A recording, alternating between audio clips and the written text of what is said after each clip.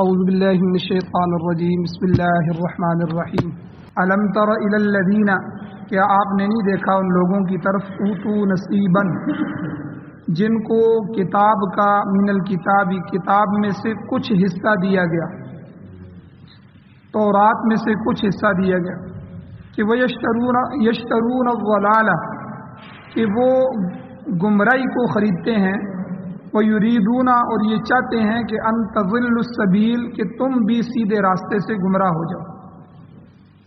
واللہ اعلم بِأَعْدَائِكُمْ، اور اللہ تعالیٰ تمہارے دشمنوں کو خوب جانتا ہے۔ وَكَفَى بِاللَّهِ وَلِيًّا، اور کافی ہے اللہ تعالیٰ کارساز۔ وَكَفَى بِاللَّهِ نَصِيرًا، اور کافی ہے اللہ تعالیٰ مدد کرنے والا۔ من الذین ہادوا، یہودیوں میں سے بعض لوگ، یحرفون الکلمہ، وہ تبدیل کرتے ہیں کلمات کو، عن مواضعہ، ان کی جگہوں سے، ان کے ٹھکانوں سے۔ اور جب حضور کی مجلس میں آتے ہیں تو وہ یقولون، کہتے ہیں، سمعنا، ہم نے سن لیا، وعصینا، لیکن ہم نے ماننا نہیں ہے، نافرمانی کریں گے، مانیں گے نہیں۔ اور دوسری بات کہتے تھے، واسمع، آپ ہماری بات توجہ سے سنیں، غیر مسمع، اور آپ کو سنایا نہ جائے۔ اور تیسرا کہتے تھے وراعنا، یہ راعنا کا لفظ جو ہے کہ ہماری رعایت کریں، راعنا لین، یہ نرمی کے ساتھ بھی السنتہم، اپنی زبانوں کو موڑ کے کہتے تھے، اور اس کا ترجمہ بدل جاتا تھا۔ اور چوتھی بات وطعنا فی الدین، دین میں جو ہے وہ عیب نکالتے ہیں، یہ یہودی دین میں عیب نکالتے ہیں۔ اللہ کہتے ہیں وَلَوْ أَنَّهُمْ، اور اگر بے شک وہ لوگ قالوا، اس طرح کہتے کہ سمعنا، ہم نے سن لیا، وَأَطَعْنَا، اور ہم نے اطاعت کی۔ اور دوسرا یہ کہتے کہ وَاسْمَعْ، آپ ہماری بات سنیے، وَانظُرْنَا، اور آپ ہماری طرف دیکھیے، توجہ فرمائیے، تو لَكَانَ خَيْرًا لَهُمْ، یہ بات کہنا ان کے لیے بہتر ہوتا، وَأَقْوَمْ، اور درست ہوتا، زیادہ درست بات یہ ہوتی۔ وَلَكِنْ لَعَنَهُمُ اللَّهُ، لیکن اصل بات یہ ہے کہ اللہ نے ان پر لعنت کر دی ہے، بِكُفْرِهِمْ، ان کے کفر کی وجہ سے۔ فَلَا يُؤْمِنُونَ إِلَّا قَلِيلًا، پس نہیں وہ لوگ ایمان لائیں گے، إِلَّا قَلِيلًا، ہم تھوڑے سے اگر ایمان لائیں گے تو لائیں گے، ورنہ وہ بحیثیت قوم ایمان نہیں لائیں گے۔ سورۃ النساء آیت نمبر 44، 45 اور 46 آپ کے سامنے تلاوت ہوئی ہے، اور اس آیت کے 2 درس اس سے پہلے گزر چکے ہیں، آج تیسرا درس۔ یہودیوں کی دشمنی، اسلام دشمنی، نبی علیہ السلام سے دشمنی، اور مسلمانوں کی ترقی کے ساتھ دشمنی، یہ اللہ تعالیٰ نے پیچھے بیان کیا۔ اور اللہ کہتے ہیں واللہ اعلم بِأَعْدَائِكُمْ، اللہ تمہارے دشمنوں کو اچھی طرح جانتا ہے، اللہ سے بہتر کون جان سکتا ہے۔ تو جو تمہارے دشمن ہیں، اللہ نے قرآن میں بیان فرما دیا، شیطان تمہارا دشمن ہے، منافقین تمہارے دشمن ہے، کافر تمہارے دشمن ہے، یہود و نصارہ تمہارے دشمن ہے۔ تو اس کے بعد اللہ تعالیٰ نے فرمایا کہ تمہیں وکفا باللہ ولی وکفا باللہ نصیرا، تم اللہ کو مددگار بنا لو، تم اللہ کو دوست اور کارساز بنا لو، تمہارے مسئلے حل ہو جائیں۔ تفصیل پیچھے گزر چکی۔ اب آج کے درس میں تحریف کلمات کی جو شناعت اور قباحت یہودیوں میں پائی جاتی تھی، بدفطرتی یا بیماری کہہ لیں، تو اس کو اللہ تعالیٰ نے بیان فرمایا۔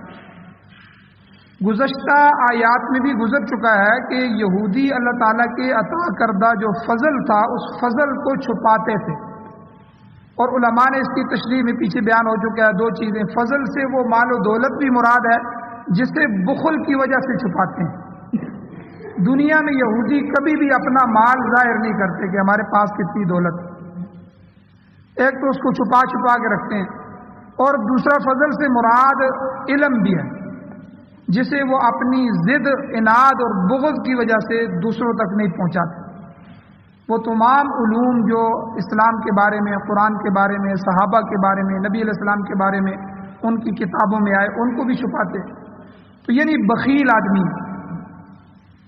اب یہاں پر جو یہودیوں کی تحریف کلمات، یعنی جو اپنی کتاب تھی ان کی تورات، اس تورات کو انہوں نے نشانہ بنایا، جگہ جگہ اس کے الفاظ بدل دیے، اور اس خصلت کو اللہ نے مذمت کے ساتھ یہاں بیان فرمایا۔ اللہ تعالیٰ ارشاد فرماتے ہیں من الذین ہادوا، یہودیوں میں سے بعض لوگ ایسے ہیں یحرفون الکلمہ، جو کلمات میں تحریف کرتے ہیں، رد و بدل کر دیتے ہیں، تبدیل کر دیتے ہیں کلمات کو، عن مواضعہ، ان کی جگہوں سے، ان کے ٹھکانوں سے، جہاں وہ کلمہ لکھا ہوتا ہے اس کلمے کو اس کی جگہ سے مٹا کر اپنی طرف سے کلمات لکھ دیتے، تبدیلی کر دیتے۔ اب اس تحریف کی وجوہات کیا ہے، ایسا وہ کرتے کیوں تھے؟ اس میں علماء نے کئی وجوہات لکھی ہیں، قرآن مجید نے بھی جگہ جگہ ان کو بیان فرمایا۔ ایک تو ان کو حسد تھا حضور علیہ السلام کے ساتھ، بغض تھا اور اناد تھا، اس حسد اور بغض کی آگ میں وہ جل رہے تھے اور آج بھی جل رہے ہیں۔ جو یہودیوں کو پوری دنیا میں ان کی حکومت تھی، ان کا ملک تھا، سب کچھ تھا، اور مدینہ میں حضور کی ریاست سے پہلے ان کی ایک ریاست بنی ہوئی تھی، اور ارد گرد ان کے قلعے تھے، ان قلعوں میں بیٹھ کر پورے مدینے اور پورے عرب پر وہ سلطنت کر رہے تھے، آپس میں ان کو لڑاتے تھے اور اسلحہ بیچتے تھے، اور دونوں کو جو ہے وہ پناہ دیتے تھے، دونوں کو سود پر رقم دیتے تھے، ان کے معاملات چل رہے تھے۔ تو ایک تو اسلام نے آ کر ان کے معاملات کو ختم کر دیا، اور دوسرا حضور علیہ السلام نے جب نبوت کا دعویٰ کیا اور جب مدینہ تشریف لائے تو ان کی چوہدرات ختم ہو گئی، ان کا تسلط مدینے والوں پر اور ارد گرد کے علاقوں پر ختم ہو گئی۔ اور تیسری بات یہ کہ پھر حضور نے ان کی بدبختیوں اور بدماشیوں کی وجہ سے جو انہوں نے حضور کے زمانے میں کی، تو اللہ کے حکم سے ان کو مدینے سے نکال دیا۔ پھر بنو قریظہ جو تھے ان کے نوجوانوں کو، ان کے مردوں کو قتل کر دیا، اور بنو نذیر وغیرہ دوسرے ان کو وہاں سے خارج کر دیا، اور وہ خیبر چلے گئے، اور خیبر سے پھر حضرت عمر فاروق رضی اللہ تعالیٰ نے اپنے زمانے میں ان کو نکال دیا۔ اس کے بعد سے لے کر آج تک یہودی پوری دنیا میں در بدر پھر رہے ہیں۔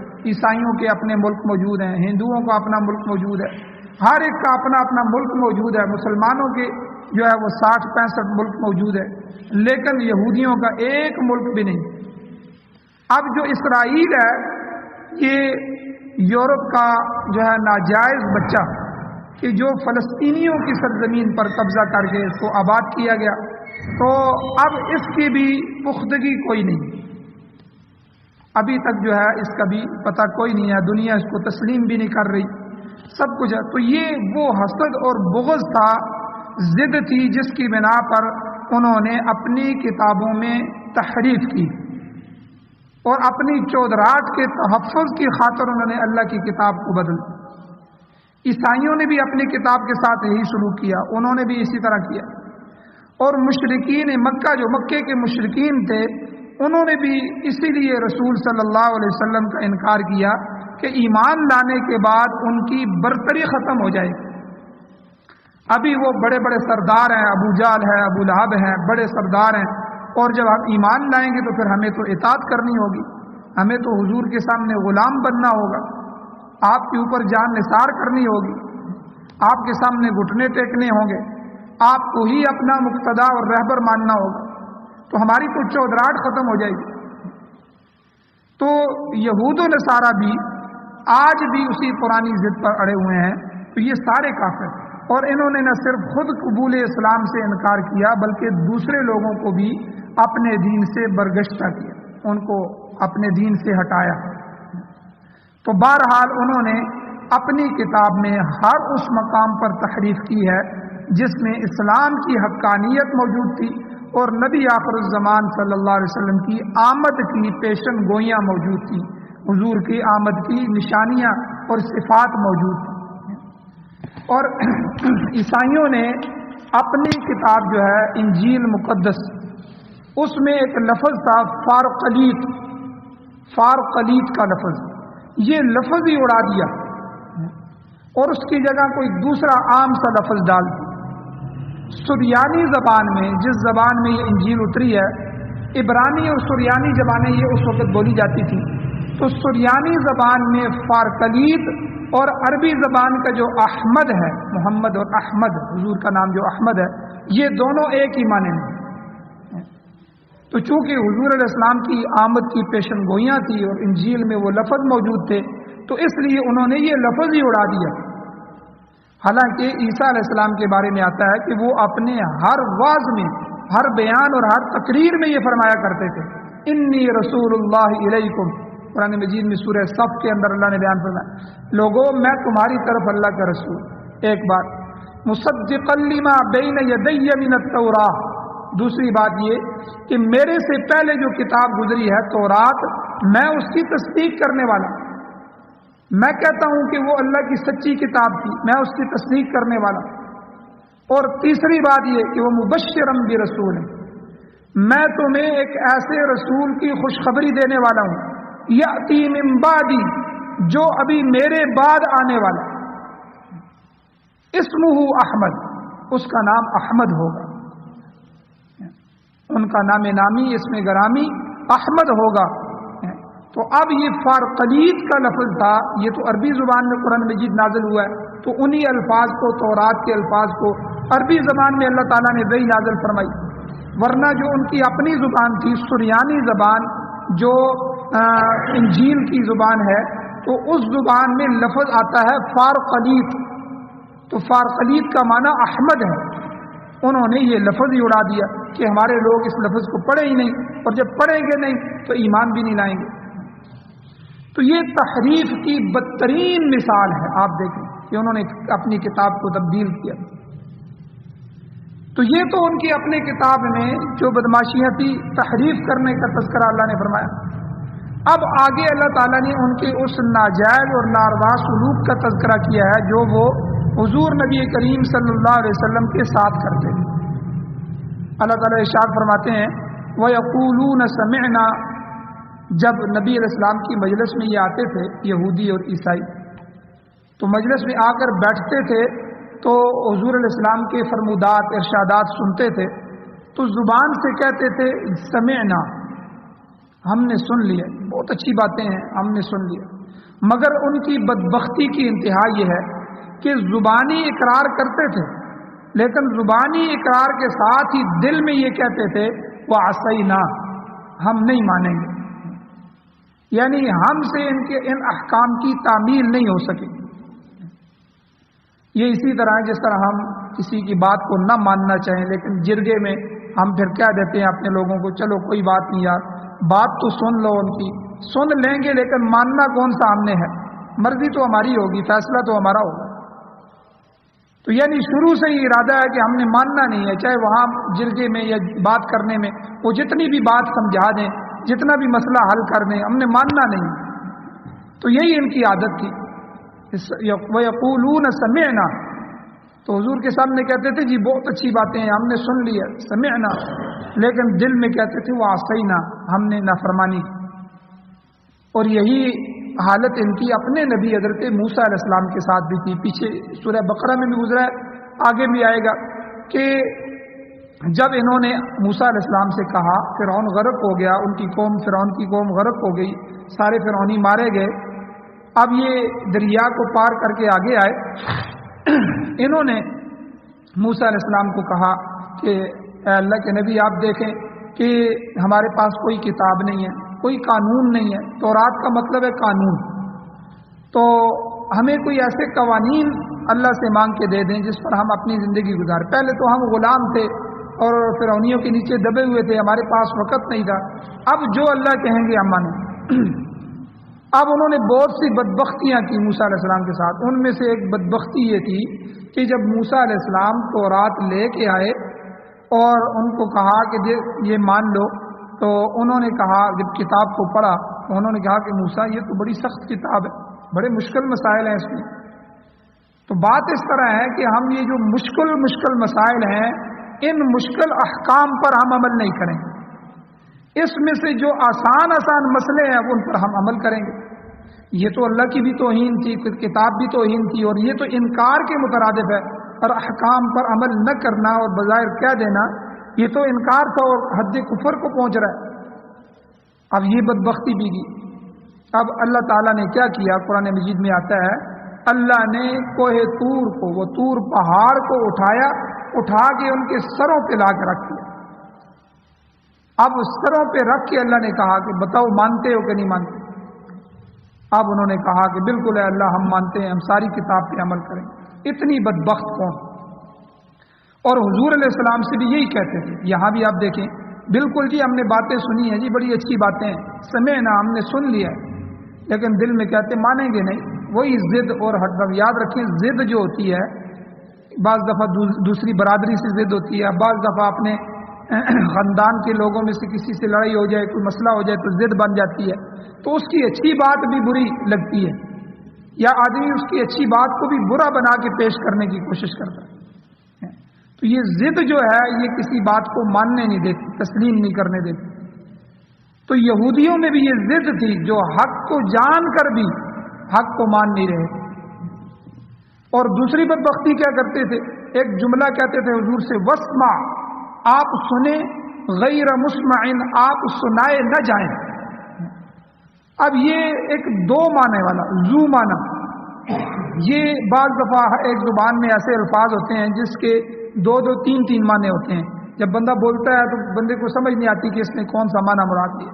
اب کہتا ہے یہ ایک معنی ہے لیکن مراد یہ دوسرا معنی لے رہا ہوتا ہے. تو یہودی بھی یہ اس لفظ کو کہہ کے کہ حضور واسمع، آپ ضرور سنیں، غیر مسمعن، لیکن آپ سنائے نہ جائیں. تو گویا کہ بظاہر اہل ایمان والوں کی عزت افزائی کرتے تھے مگر ان کے دلوں میں اناد کی خباثت ہوتی تھی.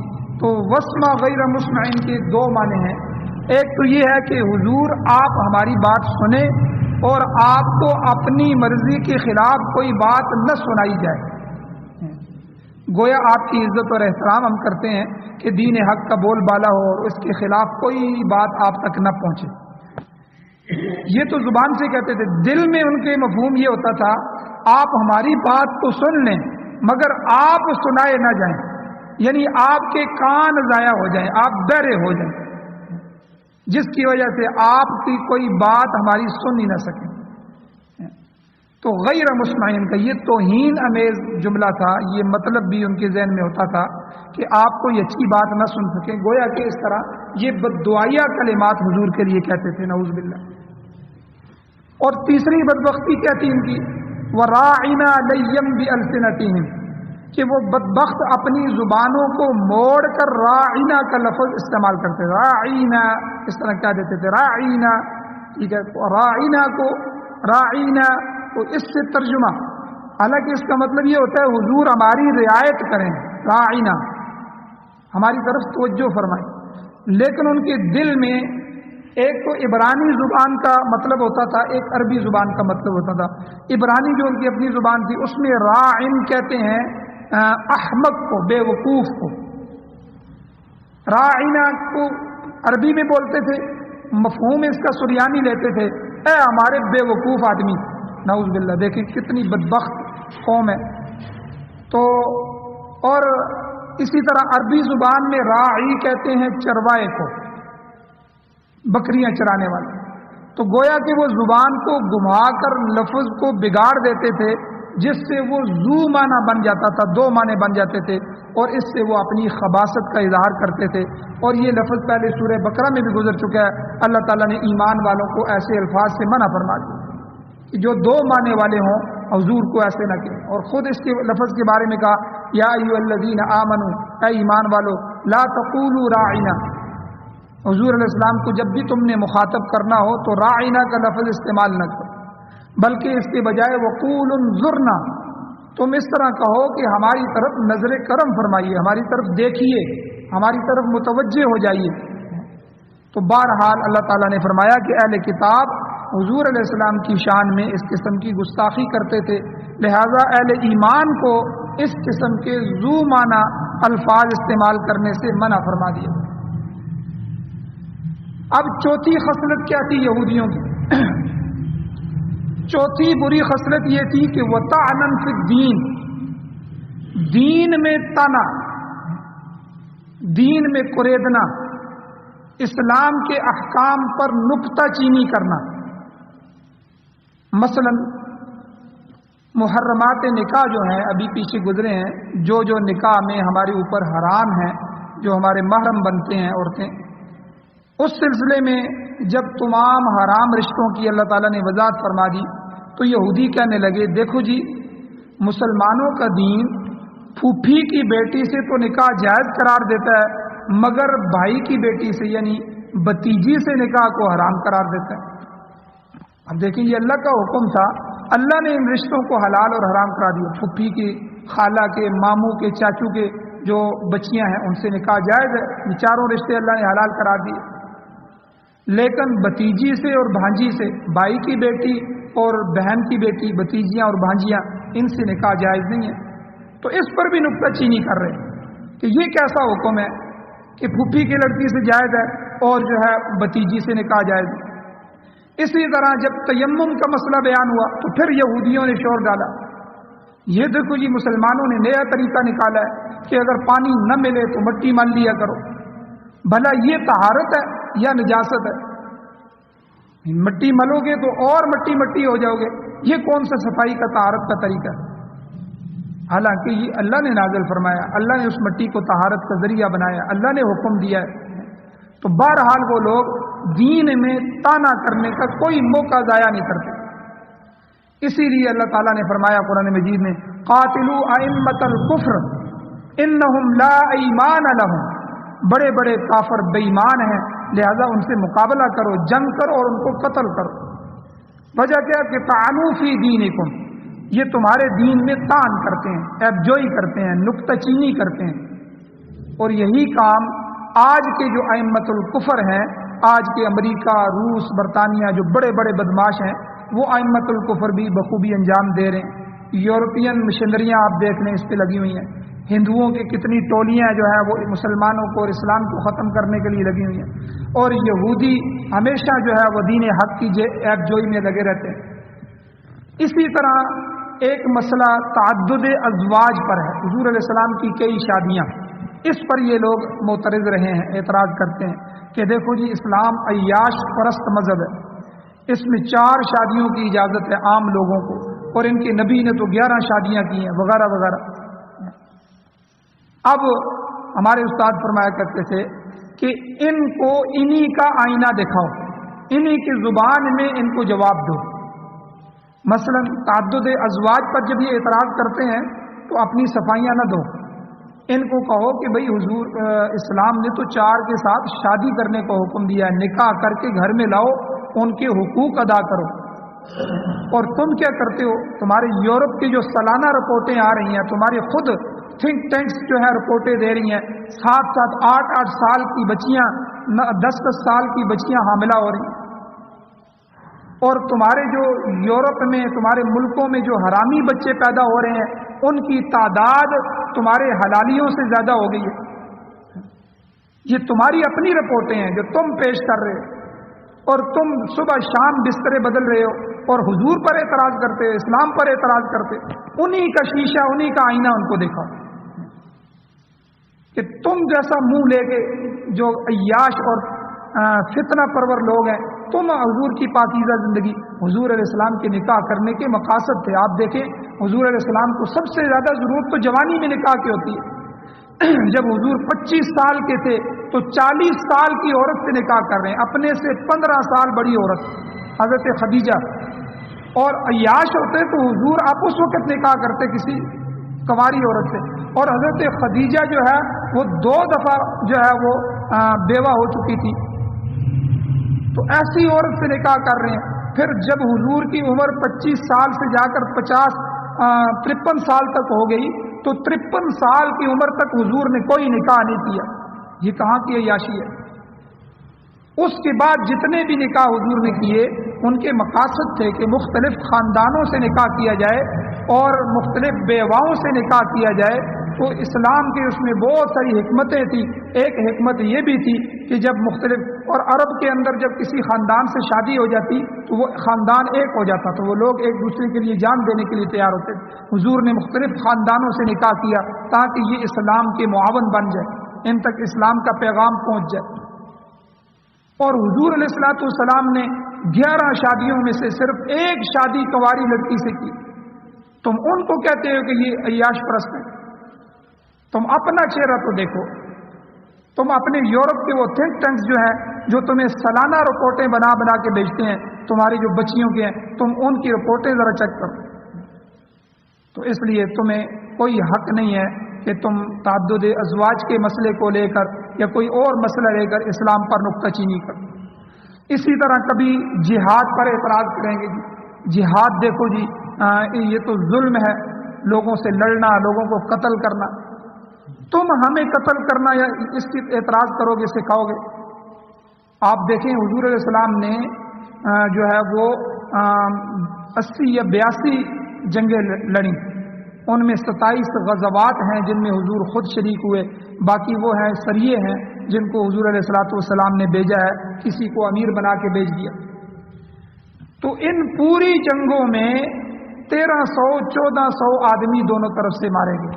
آپ اندازہ لگائیں 1300-1400 آدمی صرف مر جائیں اور پھر پوری دنیا میں انقلاب آ جائے، یہ کون سا فتنہ ہے؟ اور تم نے تو عراق میں 25 لاکھ لوگوں کو جو ہے عراق میں تباہ کر دیا، اور 20-22 لاکھ لوگوں کو تم نے افغانستان میں شہید کر دیا۔ تم دنیا کے خونخوار ہو اور تم اسلام پر اعتراض کرتے ہو کہ جہاد جو ہے، تمہارا علاج ہی جہاد ہے، تمہاری بدماشی کا علاج، تمہارے اسلام کے راستے کے رکاوٹ بننے کا علاج اللہ نے جہاد کی صورت میں ہمیں دیا۔ اور جہاد کے بارے میں حضور نے فرما دیا الجہاد ماضٍ الی یوم القیامہ، جہاد قیامت تک جاری رہے۔ تمہاری بدبختیاں عام لوگوں کے لیے جہاد نہیں ہے، جتنے بھی کافر امن سے رہ رہے ہیں، اسلام نے کب ان کو چھیڑا؟ اور دنیا میں تم نے ہم پر حملہ کیا، عراق والوں نے جا کر تھوڑا ہی امریکہ پہ حملہ کیا، افغانستان والوں نے جا کے تھوڑا ہی امریکہ پہ حملہ کیا، لیبیا والوں نے جا کے تھوڑا ہی امریکہ پہ حملہ کیا، کشمیر والوں نے جا کے تھوڑا ہی انڈیا پہ حملہ کیا۔ تم ہمارے ملکوں پہ حملہ کرو اور آگے سے جب مسلمان ٹوٹے پھوٹے لفظوں میں جواب دیں تو تم جو ہے جہاد پر اعتراض اٹھاتے کہ یہ آگے سے مارتے ہیں، تمہارا کیا خیال ہے؟ آگے سے اپنا دفاع کرنا بھی جرم ہے۔ تو تم اسلام پر کیسے اعتراض کر سکتے ہو؟ تمہیں تمہارا آئینہ ہی دکھائیں گے۔ جنگ عظیم اول جو تم نے لڑی ہے، پہلی جنگ عظیم، اس میں تم نے 2 کروڑ انسان مار دیے، اور دوسری جنگ عظیم میں تم نے 5-6 کروڑ دنیا کے لوگ مار دیے۔ تم اسلام پر اعتراض کرتے۔ اس لیے جب وہ معترض بنے اور اعتراض کریں تو ان کو انہی کا آئینہ دکھایا جائے۔ تو بہرحال اللہ تعالیٰ نے فرمایا کہ ایک بدبختی ان کی یہ بھی ہے کہ وَطَعْنًا فِي الدِّينِ، کہ دین میں ہمیشہ نکتہ چینی کریں گے، ہمیشہ اعتراض اٹھائیں گے۔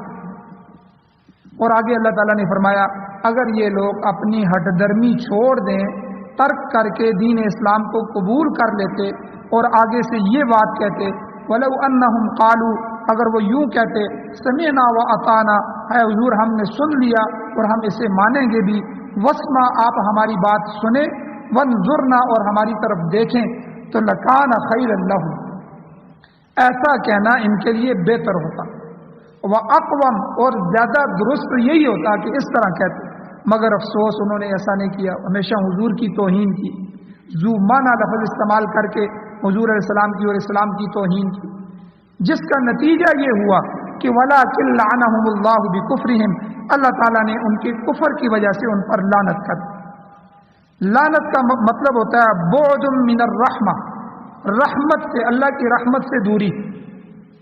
ایمان لانے سے انکار کرنے کی وجہ سے وہ اللہ تعالیٰ کی رحمت اور بخشش سے دور ہو گئے، انہوں نے کلام الہی کو حق نہ مانا، رسول اللہ صلی اللہ علیہ وسلم کی تکذیب کی، ان کے اخلاق بگڑ گئے، ان کی عقلیں الٹ گئی تھیں، اس لیے تمام کام خلاف عقل اور خلاف فہم انجام دینے لگے، تو کلام الہی کو بھی تبدیل کر دیا، اپنی کتابوں میں تحریف کر دی۔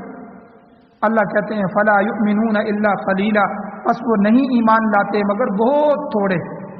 آپ اندازہ لگائیں حضور علیہ السلام کے زمانے مبارک میں مدینے کے گرد و نواح میں یہودیوں کے 10 بڑے عالم تھے، اور جن میں سے صرف ایک عالم عبداللہ ابن سلام رضی اللہ تعالیٰ نے وہ ایمان لائے، اسلام قبول کیا، اور حضور علیہ الصلوۃ والسلام نے فرمایا اگر یہ 10 عالم مسلمان ہو جاتے ہیں ان کے، یہ سارے کے سارے ایمان لے آئیں تو روئے زمین پر تمام یہودی اسلام لے آئیں.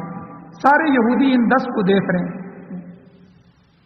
مگر جیسا کہ یہاں اللہ نے فرمایا کہ یہ بہت قلیل لوگ ایمان لائے ہیں، تو یہ لوگ اس وقت بھی مسلمانوں کے خلاف سازشیں کرتے تھے اور آج بھی پوری دنیا میں اسی پالیسی پر گامزن ہیں، اور یہ مسلمانوں سے صرف اسی صورت میں راضی ہو سکتے ہیں کہ مسلمان اپنا دین چھوڑ کر، اللہ اور اس کے رسول کے چھوڑ کر ان کے دین میں مدغم ہو جائیں.